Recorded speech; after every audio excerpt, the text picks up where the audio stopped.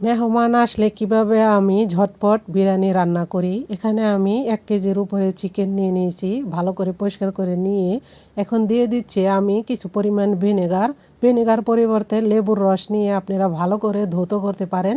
পরিষ্কার করে নিয়ে আমি 2-3 বার পরিষ্কার করে নিয়ে ঝরা দিয়ে দিয়েছি।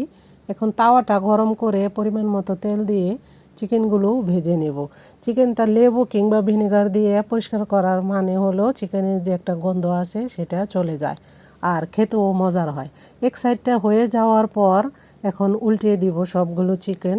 ঠিক এভাবে চিকেনটা উল্টিয়ে দেওয়ার পর আরেক সাইড হয়ে যাওয়ার পর দিয়ে দিচ্ছি এখানে 2টা তেজপাতা, ছোট সাইজের এলাচ, লং, দারচিনি সব মশলা দিয়ে দিলাম। গরম মশলা দিয়ে 1 চামচ আদা রসুন পেস্ট, পেঁয়াজ আর দিয়ে দিচ্ছি কাঁচামরিচ দিয়ে ভালো করে এভাবে একটু ভেজে নেব হালকা হালকা করে। এখানে দিয়ে দিলাম একটা কালো এলাচ আর স্টার, এটা না দিলেও পারেন, আমার কাছে ছিল তাই দিয়ে দিয়েছি।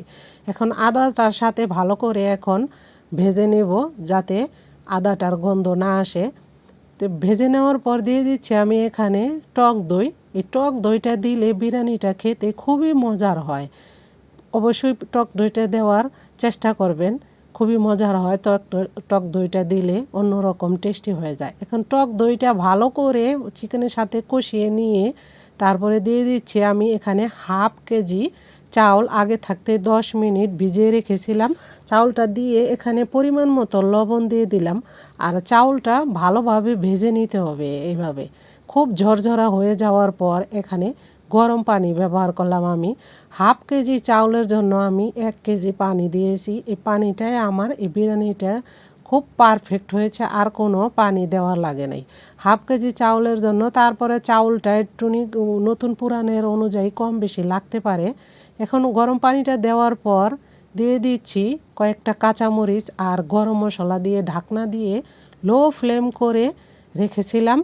10 থেকে 12 মিনিট রাখলেই হয়। ঢাকনা উঠিয়ে এখন একটু এদিক ওদিক করে আবার একটু মিশিয়ে দেব।